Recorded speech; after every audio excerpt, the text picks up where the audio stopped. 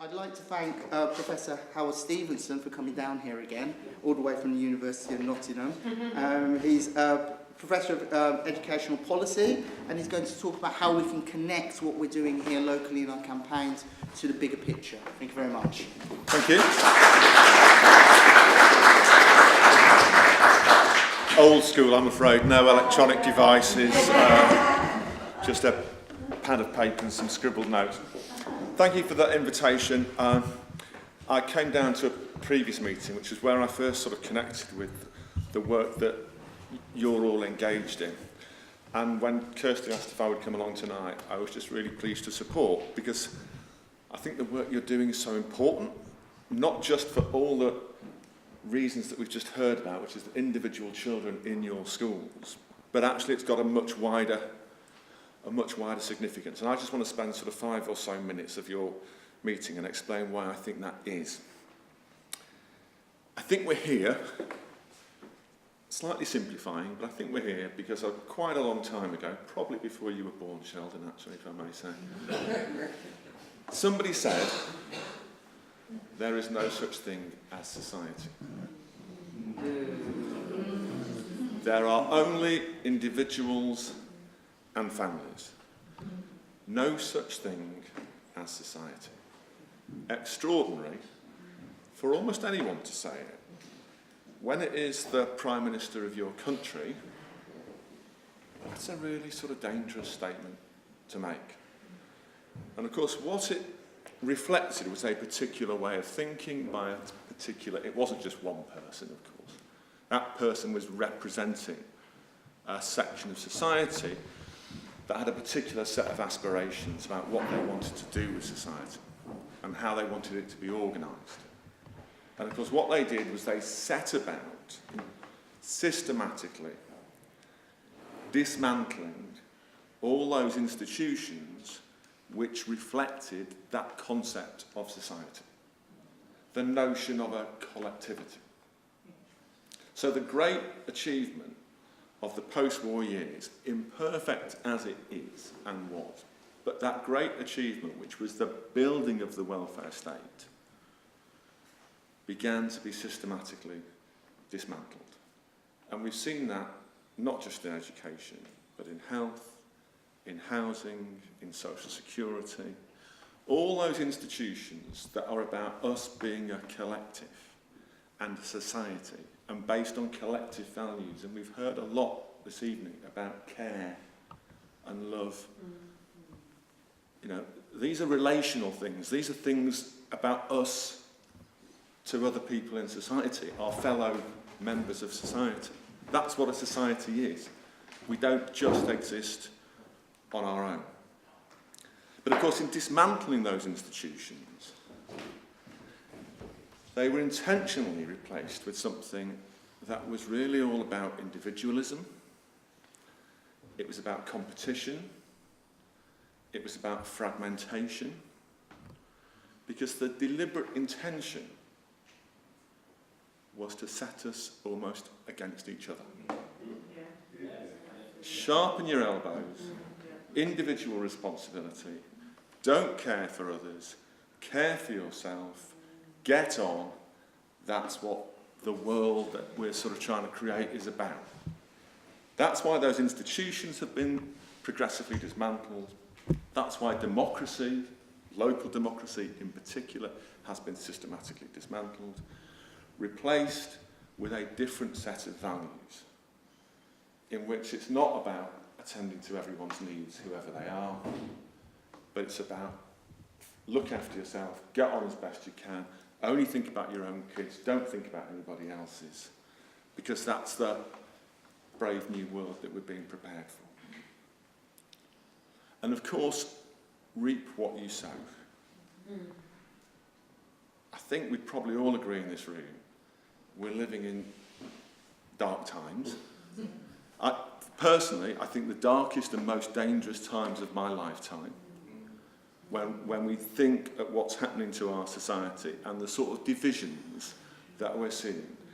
And of course, those divisions are inevitable if all I'm thinking about is myself.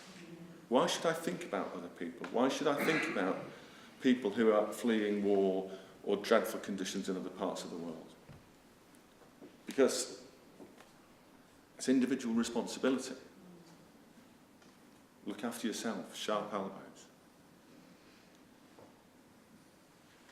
So where we are now, I think, is the consequence of actually 30 years at least of really damaging reform, in inverted commas, of our welfare state.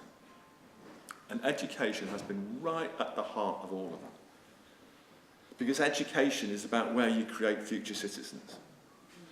So, if you want a world where all we do is look after each other, sorry, I've got that wrong. Or if you want a world where all we do is look after ourselves, you create an education system that fosters those values. Right? If I'm to learn to live in a world of precarity, insecure employment, low wages, competition, don't care about anybody else, you create schools that reflect that. And I think that is a big part of what that sort of academies model does. It's about how do we prepare young people for that sort of world. We have to think about how do we prepare people, exactly as I think you said, Reverend, for a different type of world. And actually, although this is the sort of darkest moment that I can think of in my lifetime, and I'm really serious about that, I'm also at this moment actually quite optimistic. 2 reasons. One of the things I'm fortunate to do is work with teachers in different parts of the world. And what I see in several parts of the world is teachers are coming together after years of cuts and austerity and loss of jobs, all that we've suffered in the 10 years since the economic crisis. And whilst I think the initial reaction was fear and hunker down and hang on to what we've got, people aren't putting up with that any longer because we've moved on. Things are getting very much better for a small section of society, but not moving on for the rest of us. And what we're seeing in America, in New Zealand, actually in Scotland, in England, is that teachers are beginning to organise collectively to rediscover the confidence of collective action. That all that fracturing and fragmentation and competition, all of that was designed to undermine that sort of collective sense of strength and solidarity. And you look around the world and people are rediscovering it. And I think with that will come a confidence to then speak back to precisely these sorts of policies that I think have been so disastrous for so long. So there's a sort of growing confidence as the long shadow of austerity starts to sort of shift. And of course, it's just becoming so obvious that we've been sold a pup.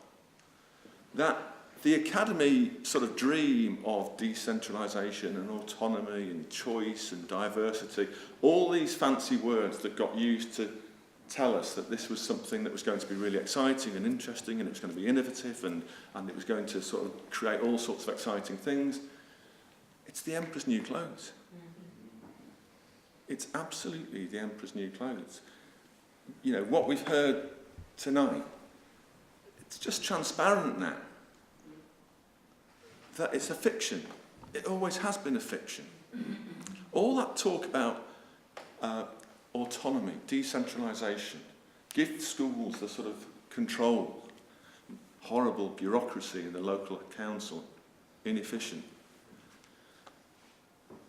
Some of these head teachers in academy chains have got no more autonomy than your average branch manager at Tesco's. Yes, okay. It's a fiction. It always was a fiction.